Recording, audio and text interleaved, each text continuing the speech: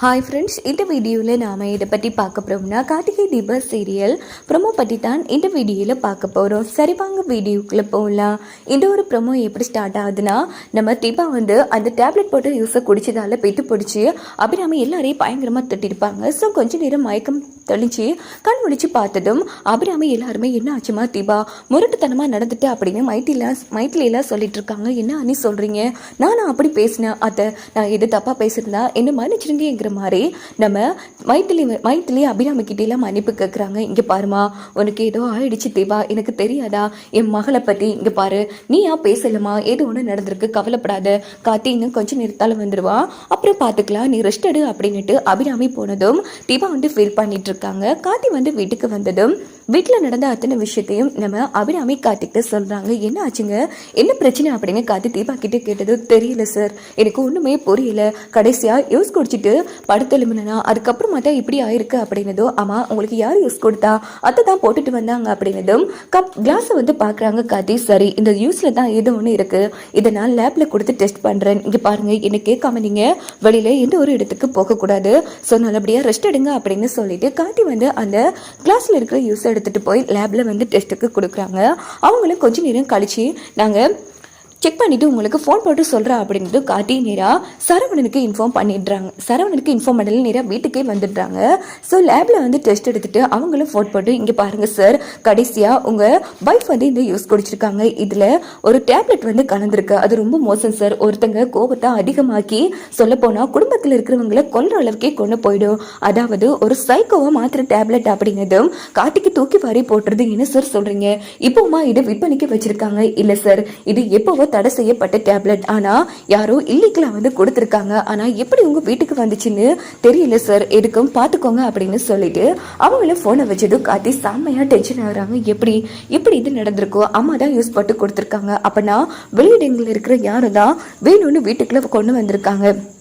First நம்ம சரவணக்கிட்டே inform பண்ணலாம் அப்படின்ட்டு நேராக காத்தி போலீஸில் கம்ப்ளைண்ட் பண்ணதும், கவலைப்படாதீங்க காத்தி, ஃபஸ்ட்டு இந்த டேப்லெட் எங்கேருந்து வந்துச்சு, யார் கொடுத்தா, எல்லாத்தையும் நாங்கள் கண்டுபிடிச்சிட்றோம் அப்படின்னு சொல்லிட்டு சரவணன் ஃபோனை வச்சிடுறாங்க. இங்கே பார்த்தோன்னா நடந்த விஷயத்தெல்லாம் நம்ம அபிராமி கிட்ட காத்தி சொன்னதும், என்னப்பா பேசிட்டு இருக்க, கடைசியாக தீபாவோட ஃப்ரெண்ட் அம்முக்குட்டின்னு சொல்லுவாள், அவ தான் அப்பா இந்த ஃப்ரூட்ஸ் எல்லாம் வாங்கிட்டு வந்தா அப்படின்னதும் காத்தி செம்மையாக அதிர்ச்சி ஆறாங்க. ஆமா என்னம்மா சொல்கிறீங்க? ஆமாப்பா, ஒருவேளை அந்த பொண்ணு சேச்சே அப்படி இல்லாம பண்ண கூடிய ஆளில, ஆனா எப்படிப்பா டேப்லெட் வந்திருக்கும்? சரிம்மா, அந்த பொண்ணை நீங்க பாத்திருக்கீங்களா? ஆமாப்பா. சரி, நான் தீபா கிட்டே பேசுறேன் அப்படின்னுட்டு எல்லா விஷயத்தையும் சொல்லிட்டு உங்க ஃப்ரெண்ட் போட்டோவை காமிங்க அப்படின்னு காத்தி சொன்னதும் உடனே தீபா போட்டோவை காமிக்கிறாங்க. பார்த்தா அது நம்ம ரம்யா. இது பார்த்து காத்தி செம்ம டென்ஷன் ஆகி அந்த இடத்துல உண்மையை மறைக்கிறாங்க. ஓஹோ, இவங்க தானா, சரிங்க, நீங்க ரெஸ்ட் எடுங்க, நான் பாத்துக்கிறேன் அப்படின்னு சொல்லிட்டு நேரா நம்ம காத்தி என்ன பண்றாங்கன்னா ஃபேக்ட்ரிக்கு எல்லா விஷயத்தையும் யோசிச்சு பார்க்குறாங்க. நம்ம பேர் அவங்க பேர் எழுதுனது, தீபா கொலை பண்ண முயற்சி பண்ணது எல்லாத்தையும் யோசிச்சு பார்த்துட்டு, அப்போ கண்டிப்பாக ஐஸ்வர்யானியும் இந்த விஷயத்தில் இல்லைன்னா ஒருவேளை மேம் நம்மளை காதலிக்கிறாங்க, இதுக்கு தடையாக இருக்கிறது தீபாவை கொலை பண்ண முயற்சி பண்ணியிருக்கலாம்லேங்கிற மாதிரி காட்டி அந்த இடத்துல யோசிக்க ஆரம்பிக்கிறாங்க. நேராக நம்ம காட்டி என்ன பண்ணுறாங்கன்னா நம்ம மேனேஜர்கிட்ட பேசுகிறாங்க. இங்கே பாருங்க சார், எனக்கு ஒரு ஹெல்ப் பண்ண முடியுமா அப்படின்னு கேட்டுதான். சொல்லுங்க காட்டி, என்ன விஷயம்? இங்கே பாருங்க, இங்கே இருக்கிற சிசிடிவி ஃபுட்டேஜ் எல்லாம் காமிக்க முடியுமா அப்படின்னு கேட்டது. என்ன தம்பி சொல்றீங்க? மேம் வேற இல்ல, தெரிஞ்சா பிரச்சனை ஆயிடும், ப்ளீஸ் என்ன எனக்கு ஒரு உதவியா பண்ணுங்க ப்ளீஸ் அப்படின்னு சொன்னதும், சரி தம்பி, நீங்க இவ்வளவு தூரத்துக்கு கேட்குறீங்க, நீங்க ரொம்ப நேர்மையானவர், ஆனா நான் உங்களுக்கு காட்டின விஷயம் மேமுக்கு தெரியக்கூட அப்படின்னதும், கண்டிப்பா நான் சொல்ல மாட்டேன்னு, உங்களுக்கு ஒரு பெரும் உதவியா போயிடுங்க அப்படின்னதும் உடனே நேரா அந்த மேனேஜர் என்ன பண்ணுறாங்கன்னா ஃபேக்ட்ரியில் இருக்கிற எல்லா சிசிடிவி ஃபுட்டேஜையும் காமிக்கிறாங்க. ஸோ அங்கே பார்த்தோன்னா ரம்யா லேபர் கூட தனியாக பேசிட்டு ஒரு செக் கொடுக்குறாங்க. அதே மாதிரி ஒருத்தவங்க டேப்லெட் கொடுக்குறா, அந்த வீடியோவை நம்ம காட்டி பார்த்துட்றாங்க. பார்த்துட்டு செம்ம அதிர்ச்சி ஆகிறாங்க. சரின்னு ரொம்ப தேங்க்ஸ் அப்படின்னு அதை ஃபோட்டோவாகவும் எடுத்துக்கிறாங்க. அதுக்கப்புறமா காட்டி என்ன பண்ணுறாங்கன்னா நேராக அந்த ஃபோட்டோவை நம்ம சரவணனுக்கு அனுப்பி வச்சு உடனே அவனை பிடிக்க சொன்னதும் சரவணனும் ஒரு வழியாக அந்த ஆளை மடக்கி பிடிச்சிடுறாங்க.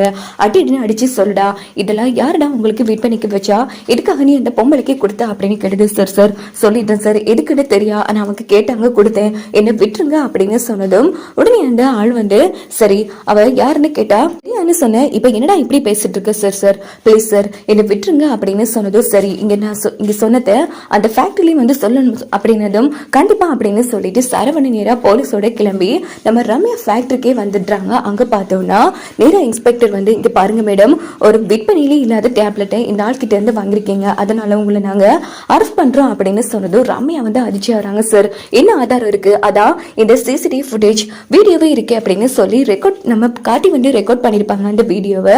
அதை வந்து சரவணன் காமிக்கிறாங்க. இங்க இருந்து வீடியோ எப்படி அவங்களுக்கு போச்சு அப்படின்னு ரம்யா வந்து தலையை போட்டு பேச்சுக்கிறாங்க. என்ன மேடம் பாக்குறீங்க, இந்த ஆதாரம் போதுமா இல்ல வேணுமா, கிளம்புங்க அப்படின்னு சொல்லி ரம்யா வந்து அரெஸ்ட் பண்ணிட்டு போறாங்க. இதை பார்த்து கார்த்தியில வந்து நக்கலா சிரிக்கிறாங்க. இப்படித்தான் வரக்கூடிய கதைக்களத்தை கொண்டு போக வாய்ப்புகள் இருக்கு.